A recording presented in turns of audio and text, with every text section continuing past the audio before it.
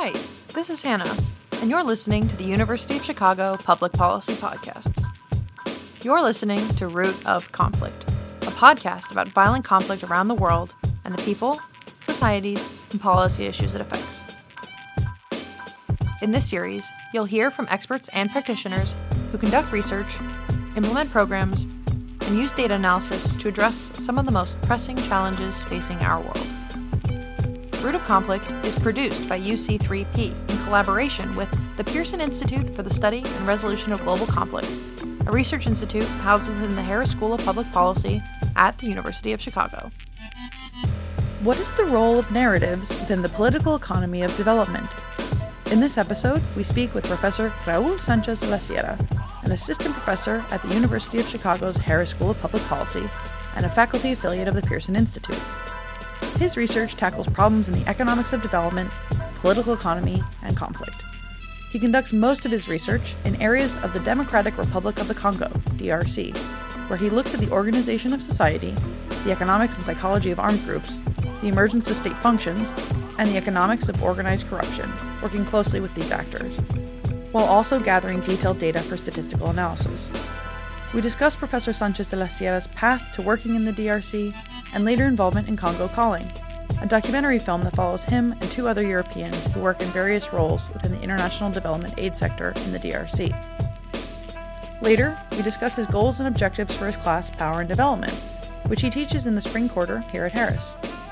Finally, we explore Professor Sanchez de la Sierra's perspectives on the state of the world at large, including his insights into the Free Congo movement. And with that, please enjoy our conversation with Professor Raul Sanchez de la Sierra. Hi, my name is Hannah Balikci. I'm a second-year MPP student and a Pearson Fellow. Hi, I'm Rony Anthony, and I'm a first-year MPP student and a big fan of Professor Raul. Hello, everyone. My name is Manda Bwerevu. I am a first-year Congolese MPP student and a Pearson Fellow. And welcome, Professor. We're so happy to have you in studio. Thanks for coming. We were just wondering if you could introduce yourself and tell us your origin story, really going right into it. Perfect. I'm very happy to be here, and I'm also very excited to be in your community, whether it is in the class and outside the class. I'm a Spanish citizen who was born in Spain in '84. I think it was the year before that Spain was declared no longer to be a developing country by the United Nations, around the time it integrated the European Union. And as soon as I was one, my family moved to France. So I grew up with two societies. It took me a while to kind of articulate what it meant for me. Partly it was just feeling awkward in the summer, having two parts of yourself that don't really communicate with each other. But also little by little, I would go to Spain on holidays, and it wouldn't be a very poor country, but it would be a significantly poorer country. That changed a lot in the 90s. And the kind of type of social life that people had also very different values. The groups of friends that I began to have were like 30 kids. Everyone was completely different. Everyone was kind of helping each other a lot. There were values of solidarity and of community that I didn't find as much in the other side of the border, where kids were more alone. There's a lot of problems in France, but in general there's an environment of material well-being and of security where there's a welfare state. There's a lot of problems with that have to do with race. That what I say is not true for certain people, but even then, materially, there is a safety net. Looking back at the history of my parents is what kind of motivated me to be here today, probably. So my parents were born in the 50s during the dictatorship of Franco. Different people reacted differently in the face of the pressure that this signified on people. And for the case of my father, his parents had fought or collaborated on the side of the Republic against fascism. And at the time in the 50s was a time of huge repression, so there was a lot of silence at home about politics. And so after a few years where my father was not allowed to go to school because they were low class, so they couldn't acquire education and they had to work, he kind of, when he was 18, he kind of realized that his father was not kind of the bad person in this story, but rather also a victim of a system that was bigger than him. So he started to also be actively involved in trying to introduce democracy in Spain. And so Spain is a country beyond the story of my family that is hugely traumatized by the civil war of the 30s. Hundreds of thousands of people died on both sides. After the fascists took power, the repression continued for 10 or 15 years. It's almost like the civil war killing continued on one side. So I've been always very moved by the lives of people who suffer in power and conflict, I guess, if that's also one of the questions. So growing up in France, not only I started to be involved politically, but also I started to be interested on this new thing called development, which had to do with all the countries that didn't have the chance that I had growing up in France. And so that the rest is here. Yeah, I mean, you jumped the gun a bit on our questions. We were going to ask why conflict and, what went wrong or right in your life for you to focus on conflict. So that kind of gets at it. Is there more you want to talk about that? There's a bit more. Surely the stories of the civil war in Spain is still something that makes a lot of us vibrate for the injustice that took place, and that has not really been talked about openly in Spain. When one side has tried to open mass graves, the other side has often tried to push back, saying, this is opening wounds, we shouldn't talk about this. While often it's not even political, it's people who want to know where their grandfather is buried in a mass grave. And so when I started my PhD at Columbia, focused on development and political economy, which was about why certain countries are poor and the role of power in development and also in injustice, I stumbled on the Democratic Republic of the Congo. And the Congo is many things. One of the things it also is not the only one, is a lot of suffering in relation to conflict, since the 90s especially. If you think in the big picture of conflict, in the last 150 years, it has been subject to massive conflict from the outside and from political leaders in conjunction with the outside. But that kind of revived in me the interest in conflict, even though I wasn't necessarily going to be focused on conflict. How did you find your way to Harris and through that then? So when I started thinking about the questions of power and development, some of the most impactful scholars that we read when I was doing my master, one of them was Avner Grave, who is at Stanford now, and another was James Robinson.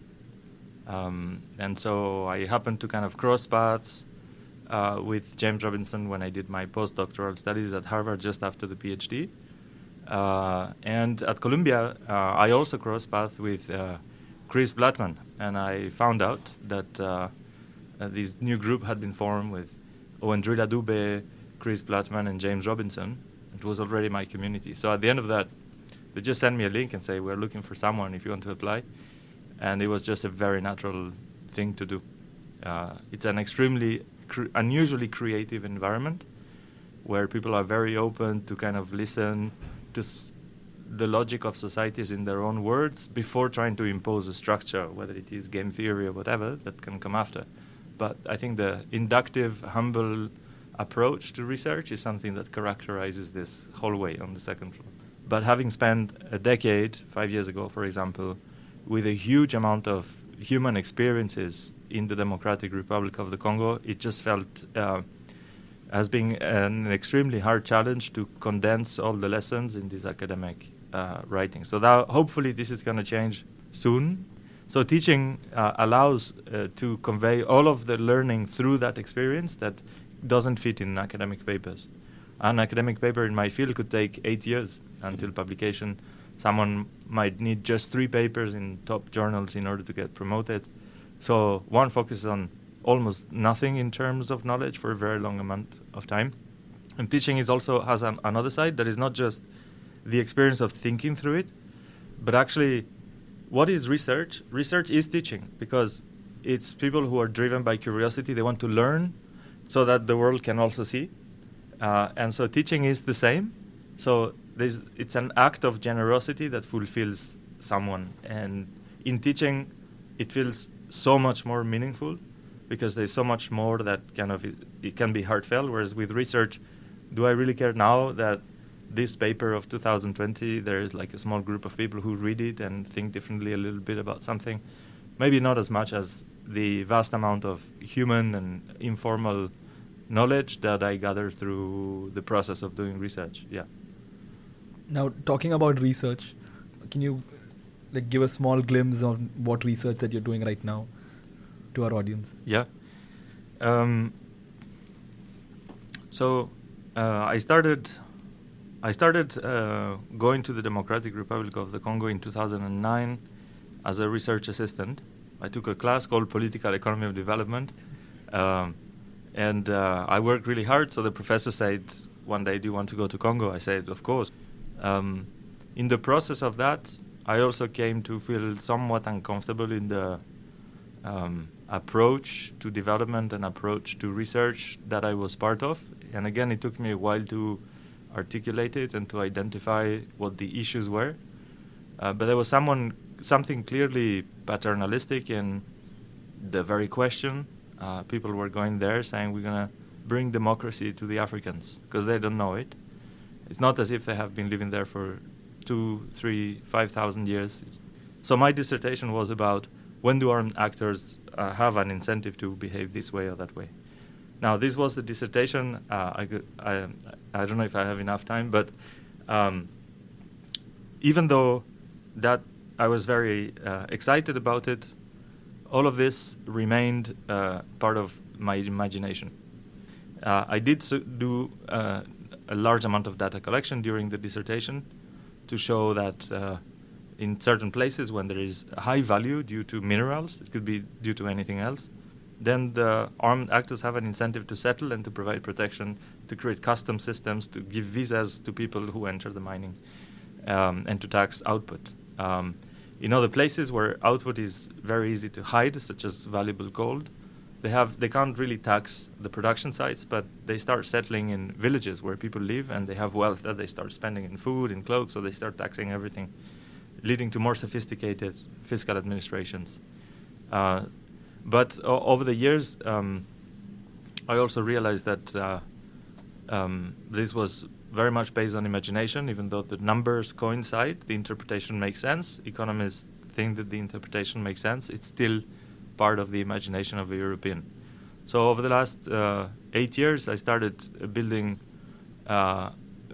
much more personal connections with, not only with the villagers, but also with the armed actors themselves, getting very close to certain organizations, learning about their logic, about how they think, about how they feel, about who are the people who lead the organization, who are the people who join it, what are the different functions, how does recruitment operate, and so now I'm working with one of those organizations that places phone calls to my team every day. There's 160 human resource commanders that are part of a cell phone system that inform us in real time where someone joins the organization. That allows us to send a team in conjunction with a civilian organization for development in the area that we work, to interview those who join, to understand their psychology, and also to interview people in their village, to understand in what ways their psychology is different from those in the village. And now we're just following up 2 years after they joined to try to learn about how does joining an armed organization change the psychology. There isn't much of a difference with the U.S. Army with regards that it's humans that go to a place where they're going to kill other humans, and there is a pro-social motivation to do so, to contribute to the community. And the question then is, how legitimate is the narrative that brings people to feel that it's out of a pro-social motivation? I think, for example, after 9/11, the kind of motivations that people had to join the U.S. Army included demonization of people in Muslim countries with the idea that they were the enemy and they had to be killed for some greater cause. So the comparison is one of structure, not of content of the narrative. But and that's some aspects of the research. We also, in 2015, worked a lot, not just with armed actors, but also with the state itself, to try to understand how the state functions when it's so-called weak state. And so we spent a lot of time preparing a study where we hired 150 people to work inside the traffic police agency of Kinshasa, to map every single transaction in the system that, quote-unquote, might be called corruption or informal revenue generation, to learn about how much is generated, how it's generated, the role of supervisors in it. which we normally kind of presume, but we don't see. And so the takeaway is about 80 or 90% of the revenue generated by a traffic police agency is informal. That pays the wages of people, that pays gas expenses, and it's profoundly hinges on the role of supervisors and their power over their agents. It's also very distortionary. It creates a lot of problems like traffic jams. It doesn't lead people to want to respect the law, because those who get arrested are not those who violate the law, but anyone who doesn't have friends in higher places. So it kind of hopefully helps understand a bit better nuancing what weak state means and how it functions. This is some aspects on the research. Yeah, happy to talk. I found it very fascinating when Professor's talking about his research. He keeps on referring to the group as we, and I'm assuming what you mean by we is Maracuja. Yeah. And I think we need to start talking about that. So I'm gonna start with the full name of Maracuja. That is Multidisciplinary Association for Research and Advocacy in the Kivus by United Junior Academics.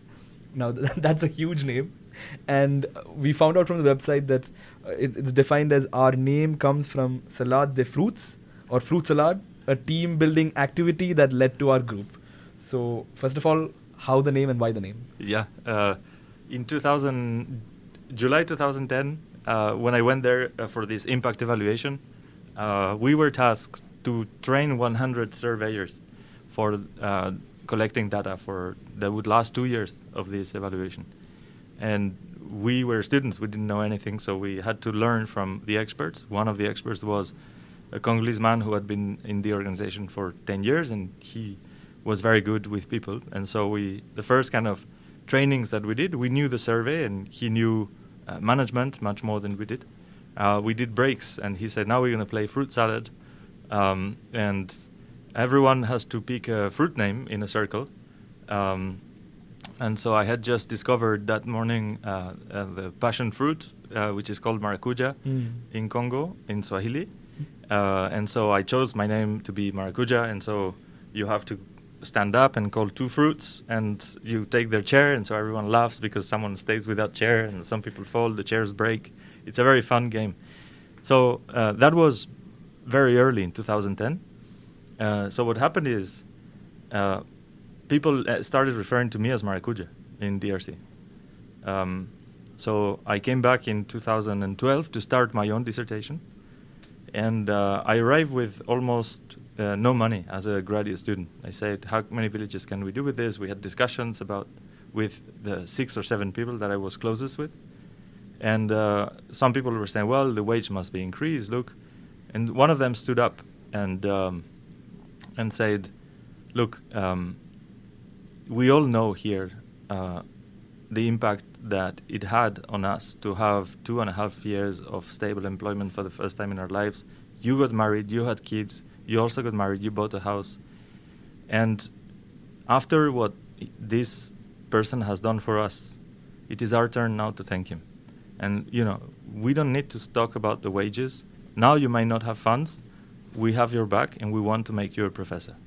Of course, it's not that I took advantage of that gratitude, but it illustrates the beginning of a very strong bond that starts to kind of breach this invisible race barrier between us and them, quote unquote, despite the asymmetry of financial means that is impossible to get around.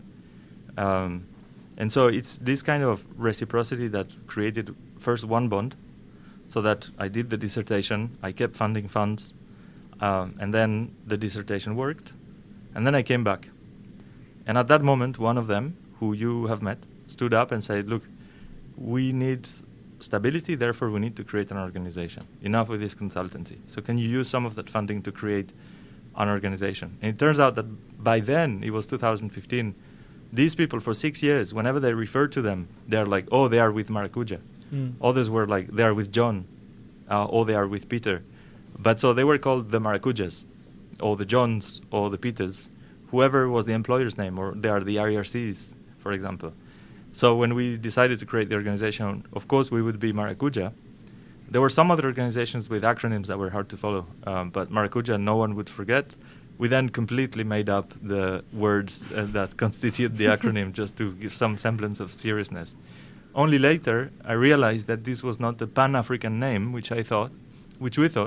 It's actually Guarani, and it arrived into Africa later, so did the name. But it's now a Swahili name, and so that's the origin. That's the answer to the question.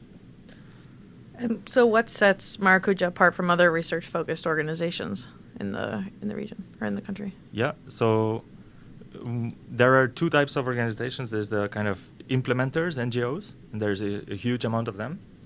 And then there's the data collection ones. There are not that many. The two that I know emerged from the same 100 people that we trained in 2010. And they learned, we learned, and so some data collection managerial skills led to that.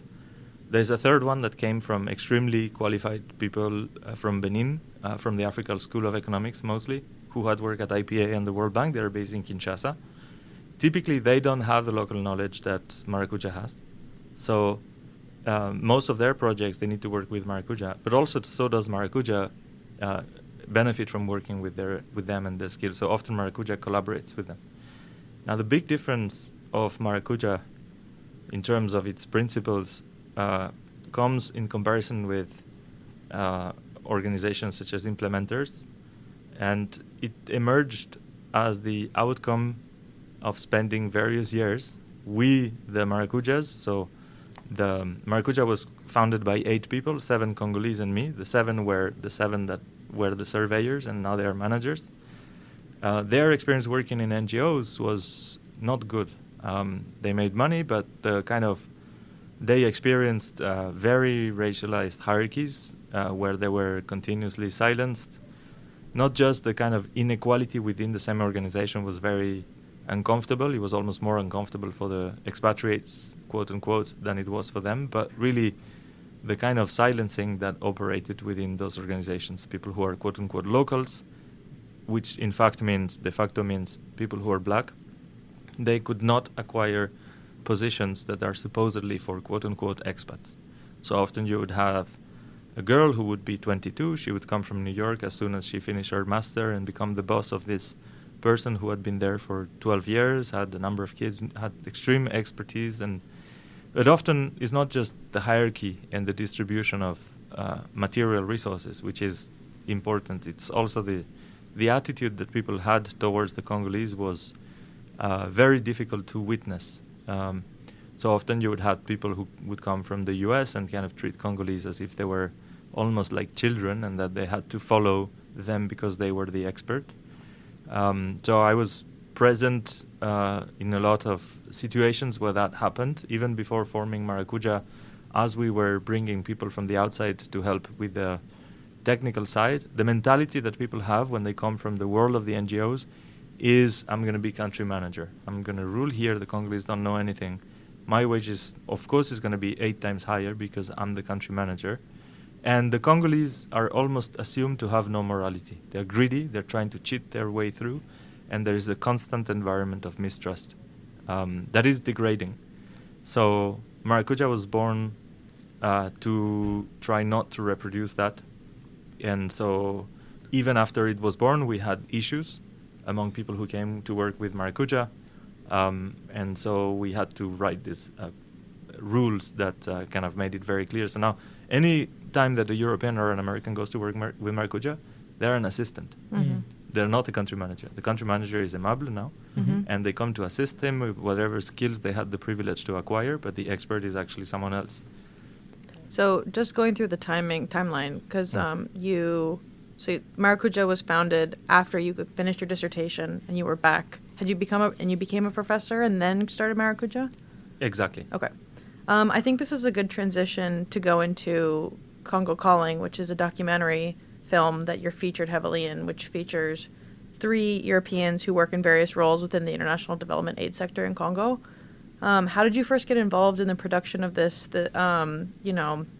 What was the focus of how did you and the other 2 Europeans get selected, and just the background of how you were involved in this program? Because this also shows not the beginning, but Maracuja is featured in the film as well. So if you could talk through that.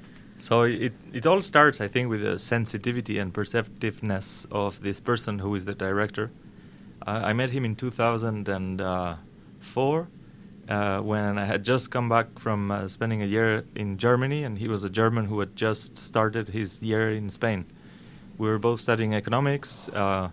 We got along well, so we wrote together an undergraduate thesis on Karl Marx's labor theory of value using mathematics, which was a recent development by some economic theorists, just to try to understand what would it mean today and what is missing.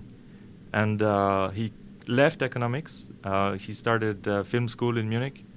By the time I had gone the first 7 months to the DRC, or even the second year, again, about half a year, we met in New York. He came to visit.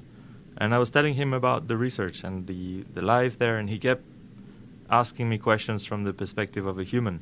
A lot of things that I have unpacked now when I speak, I hadn't unpacked them before. Wasn't even aware of them. I was just talking about the project. But he was very moved by the human side of this inequality, the contradictions that people have to live through when they come from a place of privilege, and often motivated precisely because of equality or injustice or privilege, and they find themselves in an even stronger position of privilege.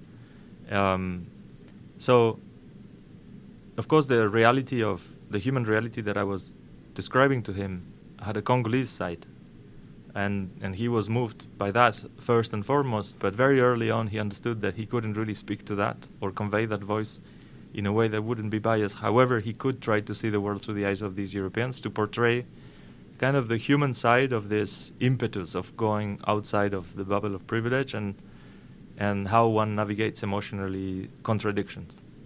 Without, very clear early on, also without taking a stance necessarily, more to kind of unpack it and help empathize. So then we started filming in 2015. There was a pilot in 2013, I think. We got some funding. And 2015 he came in. That's when Maracuja was about to be formed, I believe. And that's when I met back the team saying thank you for the work. And I bring back the dissertation in a book. Mm-hmm. And then 2 years later, he came back in 2017, filmed again. I was supposed to be a co-director, and we were motivated by the same thing, which is try to illustrate that challenge in the world of aid, NGOs. But he started following me when I was doing my research and say, can I film here? Can I film that? And one day he said, actually, you experience the same in a perhaps different way because you want to stay there forever. The kind of relationships that you build are, of course, different than those of quote-unquote expats who spend 1 year or two, put it on their CV and leave.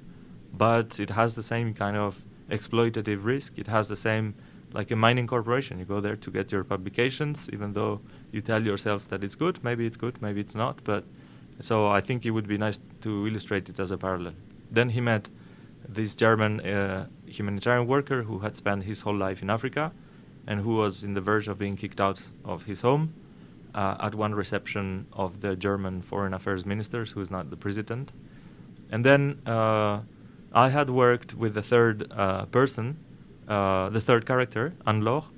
And so we had kind of met through a friend. They met. Anne-Laure also had gone through a process of kind of thinking through what it means to be in that industry. She had been in NGOs. She had quit. And she had a more sincere relationship with the country than how most people coming from Europe start. And so it was also an interesting story to portray. At that point, I was fired because of conflict of interest, and I became a subject. And after that, I was just grateful that he chose to portray some of it. Yeah. So speaking of the portrayal of and the selection of the characters, a theme that I've picked up in a lot of the responses so far is centering Africans in the development of Africa, so in resolving conflict and helping uplift and empower the DRC, specifically in this context. With the selection of these three characters, obviously there are three white characters speaking about Congo. What do you think the takeaway can be for the lens that we're using to assess the conflict in the Eastern DRC? That kind of ties in with the next question of, obviously you didn't have a lot of creative control over the direction of the production. But I'm curious about what were the elements and the conversations that were had around how does this affect then the way people will digest what we're trying to convey in the Eastern DRC based on the selection choices that were made and the creative direction of the documentary itself. Yeah, we didn't always agree in the process, and I defer to him because he had much more expertise also about the artistic sides. So I kind of learned also to defer to him. I didn't necessarily push back on his choice of characters, even though I wasn't involved.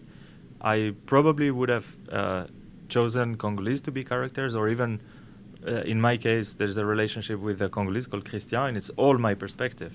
So that, for example, we did have conversations like, why is Christian a bit silent in this relationship? And he was always very clear. I found he had thought about it more than me, even saying like, I can try to portray their view, but I will not succeed in portraying their view. I'll portray what I think their view is. So we have to focus. Let's focus on we are in Europe. Europeans have the question, how can we help the world?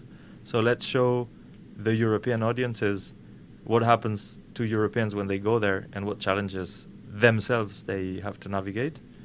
However, I think part of the objective was to show how people struggle, and he became a subject because he was also struggling with those questions himself about what is his positionality, what is his role, what is the impact of his actions by transmitting just one side, especially because the characters, especially me, and certainly Peter, I have nothing to say about him, but I carried a huge amount of blind spots even then. And the director, who empathized with me, was very able to convey my vision, my view. Therefore, the documentary also brings the blind spots with them. That today we see the documentary to kind of illustrate those blind spots. At the time, it wasn't necessarily filmed with that objective in mind. And so I think if we were to go back, probably we would have challenged more. I would have, and he too probably, the idea of saying, oh, we should just take the perspective that we understand. He always says there's a lot of very good Congolese filmmakers. They're just much better than me in doing that. But the reality is there's just one documentary that is there about humanitarian sector, and it's the European perspective. So with those blind spots, therefore, one of the challenges is people who look at the documentary and try to make conclusions about the conflict are going to have very limited view because it doesn't directly address it. But also there's another problem, which is because the presence of the whites in some scenes, there is a specific performativity that distorts the voice of the Congolese. Even when they are accused of corruption, there's the presence, which is almost a huge asymmetry of power, but also almost with a huge baggage of history of the white that's present there, so people act differently. Even when Christian, for example, is asked in private in an interview, it's not private, there's the camera, and he knows that it's as part of the relationship with Raul that he's being asked about the accusations against him. Another example is we meet these commanders that have been hanging out for 8 years. And there is this one scene that I think is irresponsible to show, even if the scene happened, because the audiences are not prepared not to interpret this as a way that kind of feeds into preconceived ideas of almost backwardness and primitiveness when they describe how they eat the liver of people or whatever. Now, you need also the contextual awareness that we didn't have at the time, I think, and certainly the audience doesn't have, to know how much of this was performativity as well. It was a group of young kids trying to impress the white, trying to almost bully the white into gaining his respect, and vice versa. We were negotiating our position in different hierarchies. For example, when I interrupted someone, I had to apologize with a military gesture, and I was a bit scared also. And sometimes when they interrupted me, I said, I'm a professor now, you let me talk, and they would apologize to me. So we're constantly trying to find who we are in that relationship, what we can. They were also trying to find what they can get from it, etc. This is not to say that specific facts are not true, but it's like journalism, the choice of what to show has a social responsibility aspect independently of whether it's true or not, and also how it's shown. And that's I think, a problem to talk about. Okay, I think it's a great place to start talking about power and development, because we were just talking about your dynamics with the people in Congo, and like you working with them and you being the white man presence in that situation. So your class, power and development, if we are to advertise it to like the people who come into Harris, we have to ask the question like, why this class? How would you answer that? I think there are two reasons. The first is coming from the perspective of a class on political economy of development. There is something really frustrating that even though it's called political economy, which is about power, it entirely omits the role of power at a bigger scale in explaining the evolution of societies. It's often like whether this person sent a text message to a politician to let them know that they prefer to have a well rather than a toilet in the village, or and so we operate in a society where there are a lot of silences with regards to how power has been deployed, especially in the last 500 years. So let me say this perhaps more explicitly. We just come out of two phases that were different in nature. I don't know in which phase we are now, of European expansionism that a lot of reasonable historians have called European imperialism. The first wave being focused around the slave trade, the second wave in the 19th century with a different philosophical justification, being based in large part in colonization of Asia and Africa.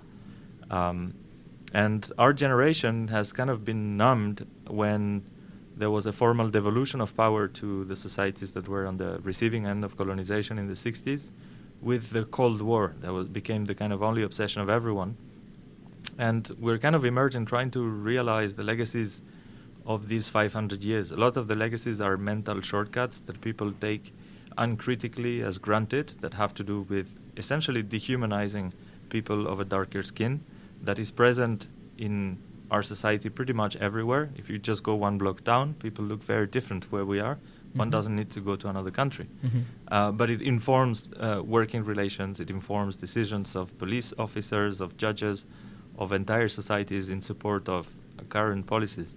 And so it's a look critically at the silences that have been introduced in the historical narrative with regards to the exercise of power by Europe and later by the United States in asserting a certain type of military domination across the globe. This is not a conspiracy theory, these are the facts.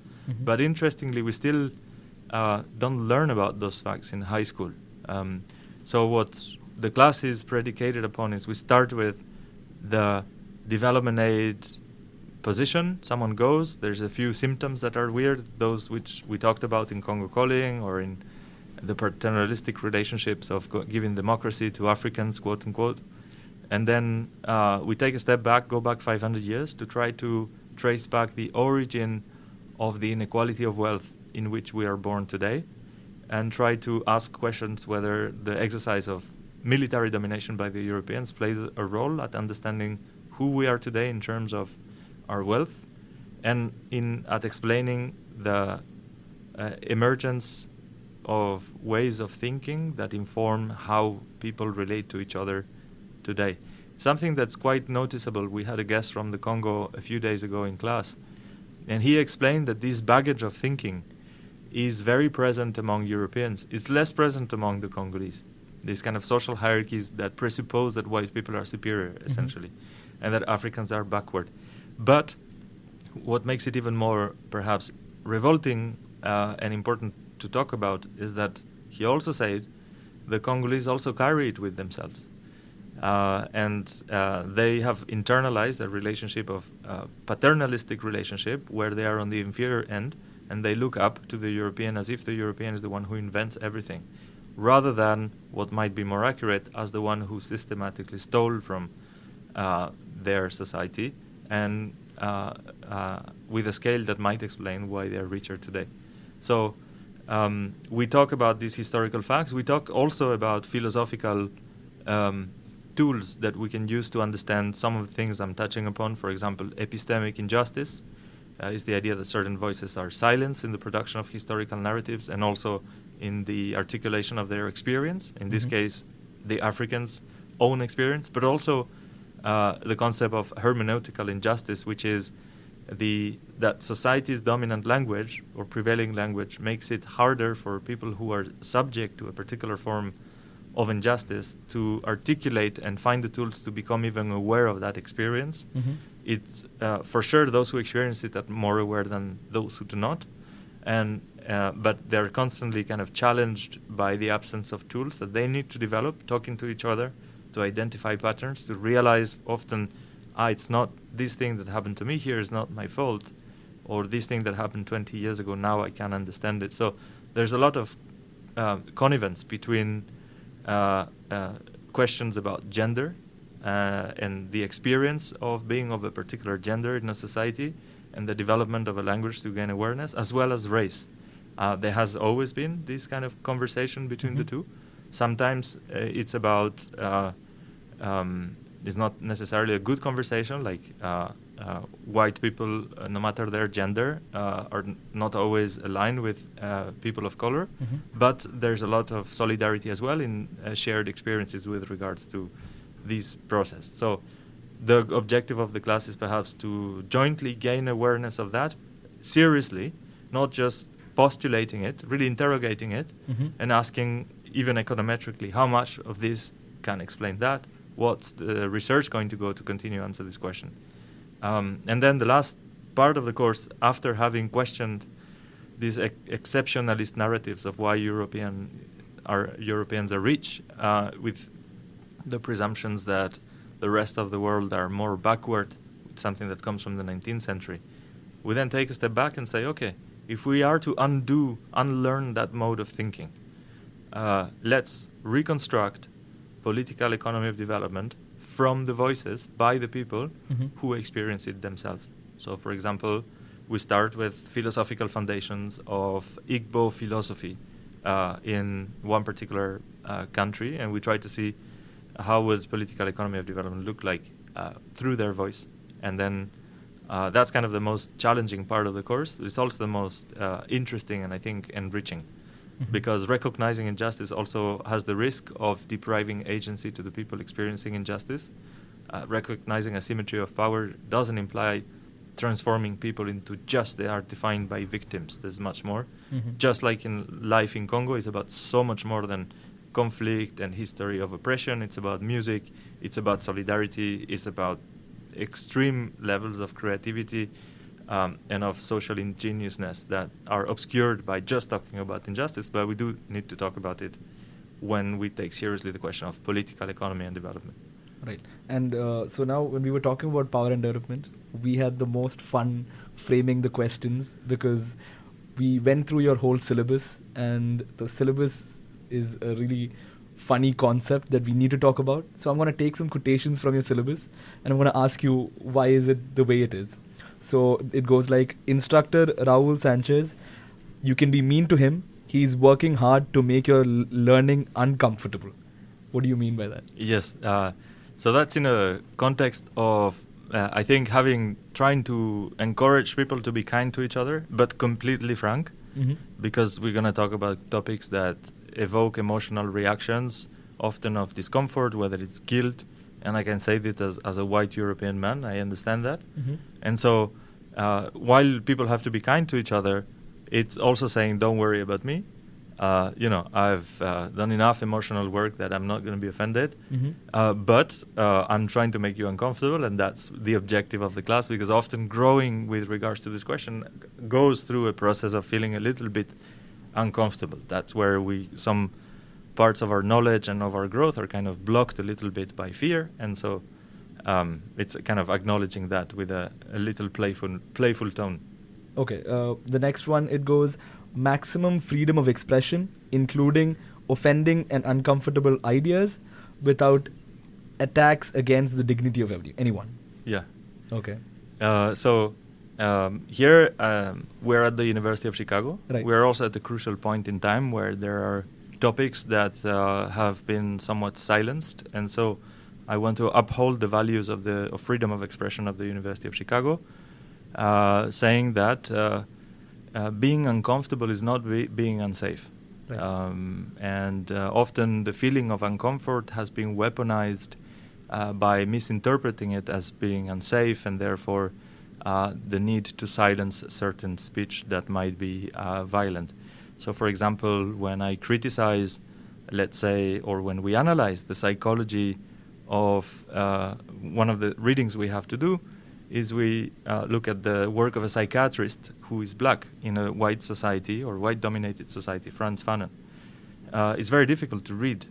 It's very difficult to read as a black person because it points fingers on a lot of difficult experiences that sometimes doesn't teach anything, sometimes helps recognize. It's very uncomfortable for a white person to see as well, to identify all the ways in which one has contributed to assert oppressive relationships, to silence the expression of the self of people who keep telling us, but we are not hearing. So that discomfort is not something that is something that kindness has to and compassion has to accommodate, to grow, but it's not something that ever can be used to silence these conversations. It is kind of astonishing that Frantz Fanon is often dismissed as being political, even though he's a psychiatrist who is trying to take seriously the experience of being black in a society that constantly tells black people that they are inferior and that they have to speak like the French in order to be more civilized. The same goes for a scholar who has spent his entire life trying to show that people in societies east and south of Europe are also human beings. They also have their logic, trying to deconstruct these myths about the Oriental that was perhaps constructed during relationships of domination in colonial times, and that kind of distort very strongly the immediate impetus that Europeans and Americans have when it comes to relating to people outside.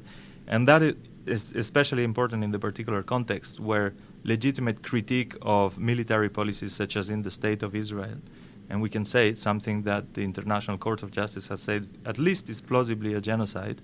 This is the complete destruction of the social foundations of a society, whether it is religious centers, schools, hospitals. Legitimate discussion about this that is going to make people uncomfortable, just like we are made uncomfortable when things about race are brought up, need to be discussed in a space like the University of Chicago, refusing the silencing, refusing confusing uncomfortable with unsafe.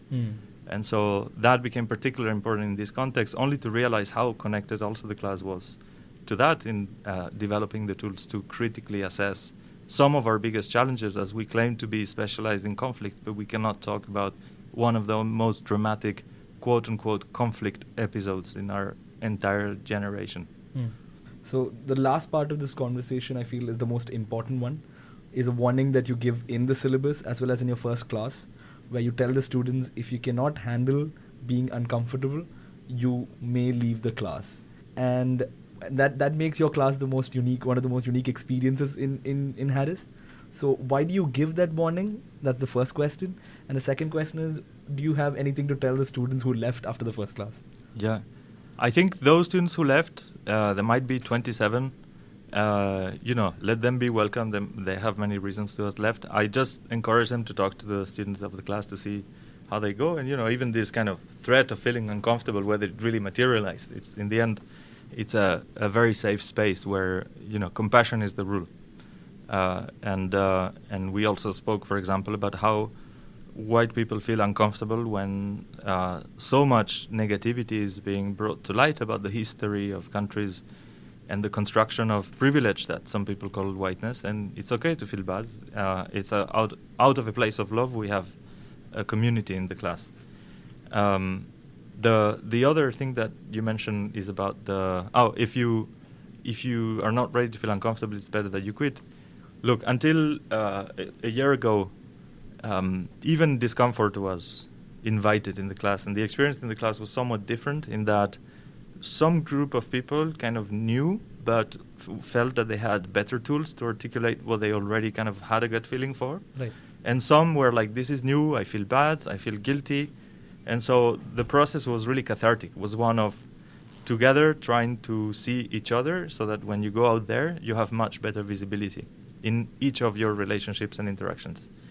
The context in which we are now also makes me unsafe, and I don't want to be in a situation where whatever topics we talk to, and I really am not interested about whether it is the military policies of the State of Israel or whether it is the US or whether it is Europe, I'm not going to be silent with regards to describing those.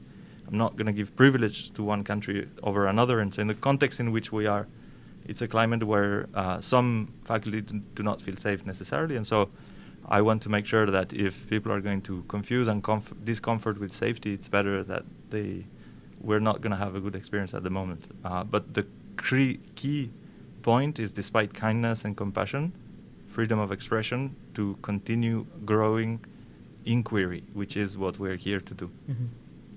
So speaking about conflict, let's go back to the Eastern DRC. It's a place where the conflict has been raging on for 30 years with approximately 120 different rebel groups involved and numerous Western and Eastern agents also involved in the conflict.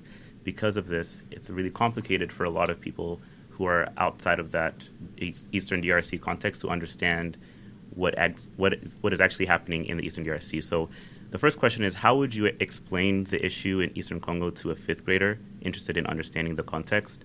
And then added on to that question is, a lot of governments have recently come out to condemn Rwanda specifically for its support of M23, which is a large rebel group contributing significantly to the instability in the East.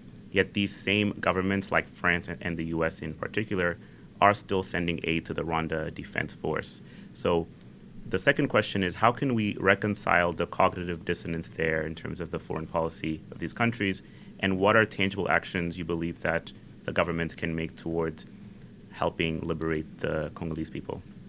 Perfect. So I would start by saying that people who have studied the Congolese conflict reach always the same conclusion, that it's extremely complex, that there are many causes, that it's about land, that it's about politics, that it's about ethnicity, that it's about conflict minerals, that it's about the weakness of the state. That is also not very helpful when it comes to paint a picture of what's going on. And, at the risk of being oversimplifying, if I were to talk to a 5-year-old, I'd say, look, if you look over the last 30 years, when the First and Second Congo War happened and the conflict that we have now, something happened in a neighboring country which was really bad. It's called genocide. And that resulted in 2 million people coming into the Congo as refugees, including those who perpetrated the genocide. As a result, because of political reasons first, neighboring countries had an interest in coming into the Congo to hunt down these people, which they did, perpetrating a counter-genocide. Another silence in the historical narrative is that this is not really spoken about. And so these political motivations of neighboring countries to either take over the Congo or take over parts of the Congo was the impetus of the First Congo War. The Second Congo War, that was also true, but they started to realize that there were also economic benefits to be had. Society had been partly militarized. There were a lot of guns. There was a lot of opportunities to use guns in a context of a weak state to achieve whatever. So one of the whatever is people realized in Rwanda military networks that minerals in Congo would be very valuable. So the Second Congo War, which started politically, also was in large part about facilitating the illicit exploitation of Congolese minerals. There's a 2001 United Nations report that was the first to kind of show it. And later on, once society is militarized, once the state is weak, pretty much anything can be a cause for violence, because you can use violence to steal, you can use violence to express a grievance or to negotiate with the central government. But if one were to paint a picture now, pretty much everywhere in Eastern Congo, communities have mobilized as a defense to the challenge of their territorial integrity by foreign actors, be it the Rwandan government or be it the enemy of the Rwandan government, who are the Hutu militias, who later became FDLR, who have been terrorizing the population for a variety of reasons. They are extremely violent as well. There's political reasons, because they feel unstable, and so they steal from the population, so they act like roving bandits. But the bottom line is 120 armed groups. Most of them are popular militias that mobilize to protect the community. Once they mobilize for political reasons, Then they realize they can tax people, they can grow, economic logics grow. So you have a mix of like political mobilizations with extortion that kind of explains part of the behaviors that you see today. The common denominator is the weakness of the state.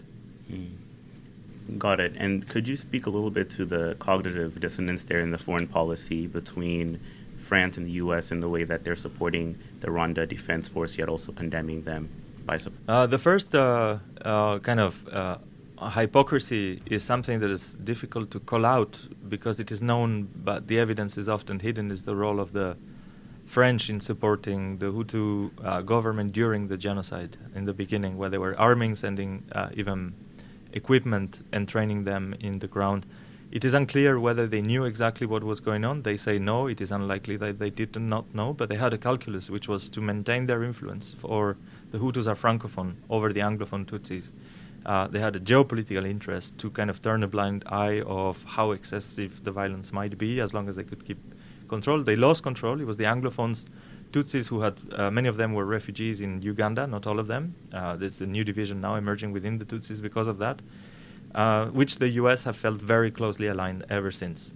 The reasons for the US alignment are, number one, the US felt guilty that they didn't do anything during the genocide, the Clinton administration at the time. So that has marked a lot of people who remain with a lot of power in the State Department. Two, personal relations and business relations were also built with high levels of the Rwandan government back then. The same government is in place since 1994. It is Kagame.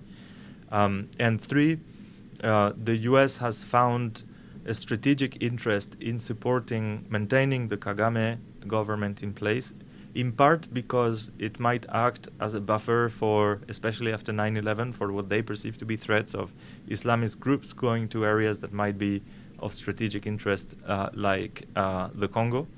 I don't know whether this is justified or not, but I know that the U.S. has a long history of constructing fears to justify strategic interests that are often based on falsehoods. So now, when the United Nations repeatedly, the group of experts does reports that show the role of the Rwandan government in the armed groups in the east, which they often use satellite groups, the U.S. is systematically involved, trying to silence those reports. Often there are addendums that get cancelled and then they get leaked to the press. It is often at that moment that the U.S. then starts to ask Rwanda, please behave a bit better because my name is on the line, essentially. This hypocrisy is not something new. Foreign policy is not dictated by any moral principle, I believe, other than strategic calculations and at times economic interests of people who have more power. It's something that I think is very striking today when one looks at the Congolese conflict and when one looks at the genocide on Gaza. In ways that are very difficult to comprehend, the level of mismatch between what society is actually able to see and the discourse of the US government trying to hide and sanitize something that is too late to hide anymore. And the same happens for the support of Rwanda. The violations of human rights in the Congo, exploitation of illicit minerals, have a long history of Rwandan involvement since the 90s. Also, human rights inside Rwanda to maintain the regime. So there's a common pattern in that when a group or a regime is of strategic value for a powerful country, then they are willing to cut more slack on a variety of issues to this group so that they can remain aligned, which is a form of extracting rent from the big powers, saying, well, you need me, therefore I'm going to do things that other people might not like and you're going to keep protecting me. And then on the note of the Free Congo movement, that's really popular right now, in huge part because of the conflict between Israel and Hamas. I'm curious why you think that the connection between the DRC and Palestine is being made and what the Congolese people can do to capitalize on this media attention to help address and spotlight some of the conflict there. Because it is a very, it's been a conflict that's been happening for a very long time, really large scale. Violence and lives lost, yet not really a lot of media attention. So I'm curious what you think we can do to help capitalize on the Free Congo movement. I think it's an empowering moment, and it's also a very difficult moment because the madness that is currently taking place in Gaza shadows also other conflicts that are often brought back by defenders of the madness of Gaza by saying, well, if you care about them, you should also care about these 50 other conflicts. In the case of the DRC, the few studies that exist showed that within 5 or 6 years, 7 million people died as a result of the wars, just between 1997 and 2004. And how murderous the situation is continues, perhaps less intensively, but millions and millions of people have died in Congo, directly or indirectly as a result of the war. So I think when people started to develop the language of, for example, genocide, or to use genocide, is something that resonated a lot among Congolese people who have, in a sense, it relates, I think, a little bit to this hermeneutical injustice, who have been in the shadow of the look of the international community while suffering at a huge scale without necessarily being given the tools to put a finger of what exactly is that is happening to us. The scale is huge. The difficulty, in addition to be shadowed by the other conflict now, is that in the other conflict there's a perpetrator that every day decides to destroy through dumb bombs. In the case of the Congo, there's 120 groups, and people don't understand from the outside what would be the one logic, what would be the role of the Rwandan, actually, if one were able to intervene. Intervening at the level of the Rwandan government would be important. Also of the political elite in Kinshasa, what is their role? Each of these hundreds of groups typically has a political patron. Sometimes they are in Kinshasa, sometimes they are in Rwanda, and the key denominator is that the state is too weak. And so that makes it even harder to articulate a language saying we have to stop and this is the strategy, because it seems like it's almost like conflict that has infected everything, and people don't really know where to begin. So I think it has provided the language a little bit to remobilize the fight in the Congo to end the suffering. It's shadowed, and it's very difficult for a lot of people to identify one solution. I think starting to wrap things up a bit, we just want to know, we have some final questions that we ask every guest on Root of Conflict, and one thing is that if there was a paper or book that you would recommend to a young public policy student to read, which would it be? Was there something that you read either in your studies that you found seminal or that you teach in your class that you think is something that people should be really reading and internalizing? Yeah, can I give a few? Yeah, for sure. So I would start probably with Frantz Fanon, Black Skin, White Masks, which I think is very enlightening and empowering to understand some of the issues we have been discussing. Democratizing also for people to read it. I would probably also suggest, that's also a difficult book to read, but Dunbar Ortiz, An Indigenous History of the United States, that kind of traces back the history of the last 300 years from the perspective of indigenous people who received the colons and who were exterminated before the word genocide even existed. To kind of position ourselves in the historical context, to better understand who we are and what we do and why, and to better decide freely ourselves what we want to do. And this is not to dictate just normatively who we ought to do. I think there is a recent book called, that since we're talking about the Karun conflict, a recent book called The Palestine Laboratory by Anthony Levenstein that illustrates how the Israeli military very early understood that they had an edge in military technology, and part of the edge became huge with the birth of artificial intelligence, because military technology hinges on experimenting, and it is a society that essentially has millions of Palestinians on which new technologies are regularly experimented. That may not explain the current conflict, but I think it provides some context. I would also provide perhaps two other last recommendations. Yeah. Rashid Khalidi, The 100 Years Wars on Palestine, gives good context for most people, I think, to understand. I don't want to say the Palestinian perspective. I want to actually say a more holistic perspective, as well as, of course, Ilan Pape, The Ethnic Cleansing of Palestine, which is an Israeli scholar that took seriously the most taboo question in the birth of the State of Israel, which has to do with the removal by force of hundreds of thousands, if not millions, of Palestinians from their historical homeland. The next question is, what advice would you give to students or people in general who are interested in working in this area and are just beginning their careers? I think courage to you. I encourage you to continue, recognizing that if you can, you're born in a historical context of privilege. That doesn't make you evil. That gives you a responsibility to look back at why you or we have this privilege, where we can actually spend our time trying to help other people. Doing that, undergoing that reflection, taking the responsibility of perhaps historical injustices that might account for the distribution of wealth today, to say, how better can you use it? And hopefully the kind of historical introspection might also help better make sense of the relationships that you're going to build. Beware of anti-intellectual quick thinking that is very present when it comes in building relationships across different groups. It's very present today in the media when people regularly call other people human animals, for example, in a way that almost sparks like wildfire. People are very ready to take these representations of other people as a way to justify violence. This is not about the current conflict. This is about the history of humanity, and especially over the last 500 years. I think looking at it can make us better to have the impact we want to have. What upcoming event in Harris that you're looking forward to and you would recommend everyone to go and attend? So I think there is an event in May, I believe it's May 16th, where a film is going to be showed with a producer. The film is called Israelism, and again, along the lines of what we have discussed about the class, I think it's not something that is going to be very comfortable to watch for some people, and I really don't wish people to feel uncomfortable.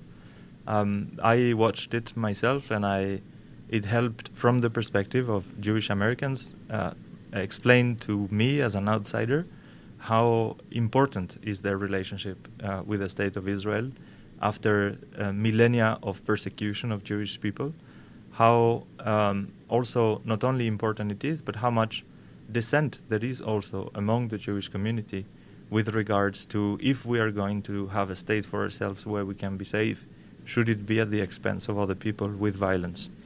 And it led me to realize that very early in the 19th century, when people became aware that the political project of Zionists was about to remove people with violence, a lot of Jewish people became of a different political ideologies, and some of them have the view that today they live very safely in the United States, and maybe there is a way to have their own homeland, but perhaps not this one, or not the way it has been obtained.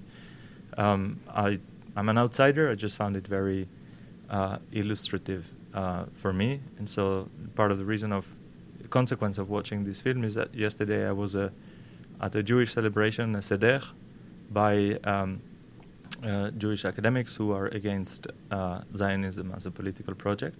Doesn't mean they want to destroy the state, doesn't mean they want anyone to die, but they just interpret their cultural and religious and historical roots in a way that is more consistent with their struggle as well as the struggle of others. So, I have full respect for and appreciation for the complex relationships that people who have suffered so much persecution have with the state of Israel, but it also, I think, illustrates how people came out of a particular relationship by realizing that they perhaps did not agree with the political project, and I learned a lot, and maybe other people disagree, and hopefully more people come to kind of share their views. And finally, what's something you wish we would have asked you? We've asked a lot of questions here. It's been a long episode. What's something that you would have liked us to talk about?